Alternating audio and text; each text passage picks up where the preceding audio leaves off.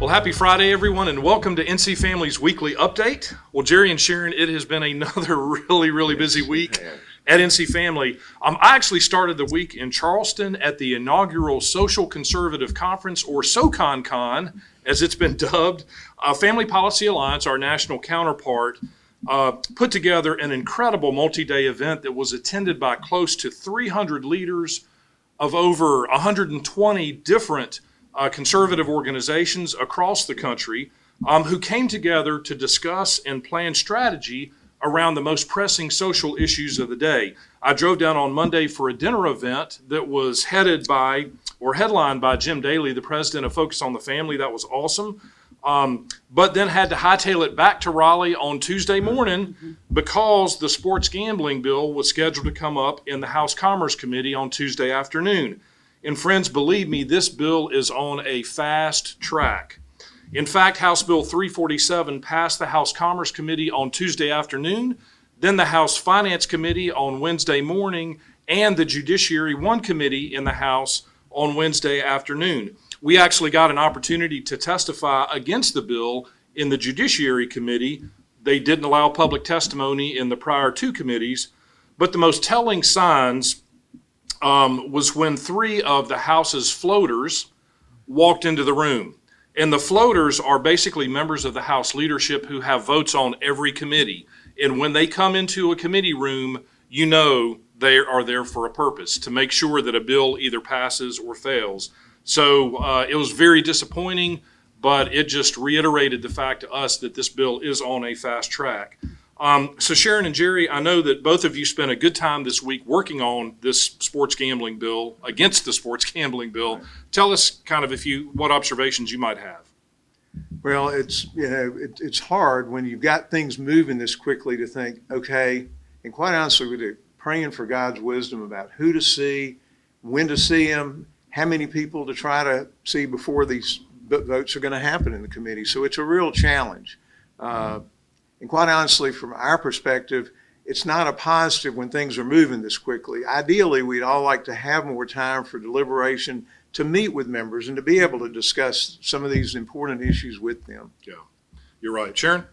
I found it to be, even though we were moving very fast, we had some really good debate and conversations with some of the members. I learned a lot, and really just how damaging this kind of bill could be for our state. Yeah. Well, and thanks to Les Burnell, who heads up a national group called Stop Predatory Gambling, who came in and spent the entire day on Wednesday down at the General Assembly. He held two meetings with House members, both Democrats and Republicans, to give them the benefit of his wisdom in studying this issue for years and years. And Sharon, I know you went around with him some and talked to members and participated in those meetings. So we really appreciate Les Burnell with Stop Predatory Gambling. We'll put a link to Stop Predatory Gambling under the video so you can go and check out their website too. And if you desire, definitely support them because they're doing great work. They really are. I also have to give kudos to a few legislators who were just really stellar in committees. Pricey Harrison, Deb Butler, Abe Jones, all gave really compelling testimony. Representative Harrison and Butler offered a variety of amendments in committee to try to make changes to the bill, to take out some of the most egregious things in it, although it would still be a bad bill. But kudos to them and other members who spoke out publicly against this legislation. We're really grateful for their partnership in this. So, so thanks to them. The bill is scheduled to be heard in the House Rules Committee on Tuesday, and then is expected to hit the House floor on Tuesday afternoon. So if you have not already taken advantage of our Action Center and sent an email to your legislators to oppose sports gambling in North Carolina, you can do so by clicking on the link under the video to the NC Family Action Center. So please do that if you haven't already. On other news, Jerry, tell us about Medicaid expansion and the budget. We've heard a lot about that this week too. Right. Yes.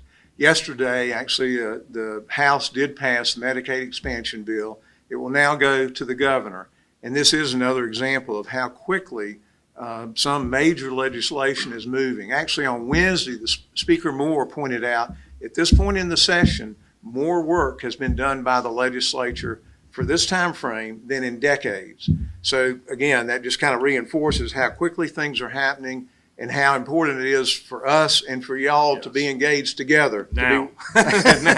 Yep. Yep. And along those lines, the House is going to be presenting their version of the budget this week. They'll be voting on that. Go to the Senate, they'll have their version. Well, an interesting dynamic tied in with Medicaid expansion is that is going to happen through the passage of the budget.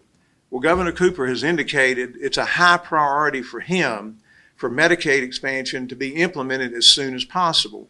So this is giving him an additional incentive to pass a budget and to do it as quickly as possible. So it's another interesting part of what's happening this session, how things are moving, all the dynamics that are working to cause things to happen much quicker than normal. Yeah, time will tell, but they are, definitely moving fast relative to recent and prior sessions. So Sharon, the House did pass the North Carolina REACH Act. Tell us briefly about that. Well, the REACH Act, which I believe John told you about last week, is a bill that requires a minimum of 3 credit hours in order to graduate from a North Carolina university or college, community college.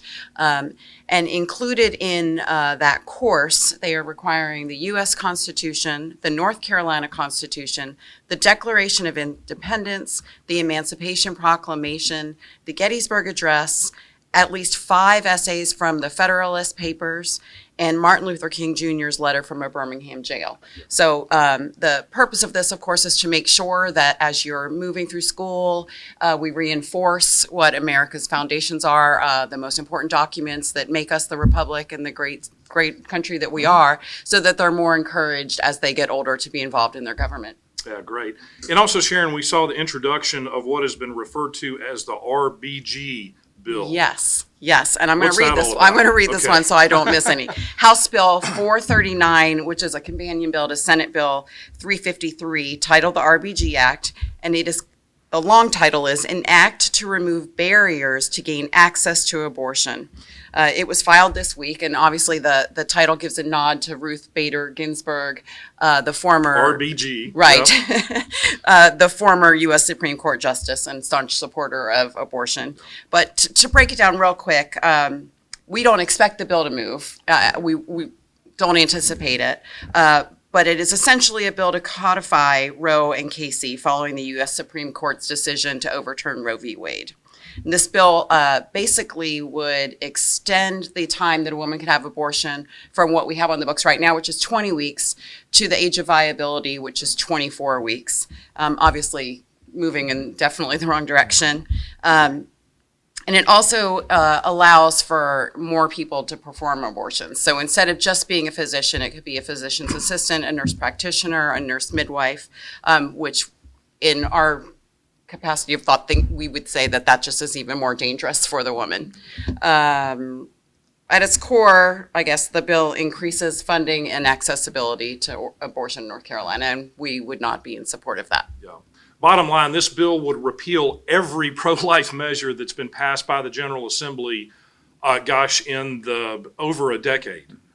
Since 2011, when conservatives took over the legislature and started enacting pro-life measures, this would repeal every single one of those. Right.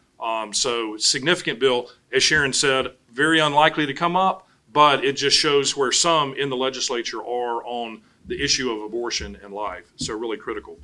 Well, I think that's about it. There's a whole lot more we could talk about, but we're going to be considerate of your time. We appreciate your attention. Jerry, Sharon, anything else that y'all want to share?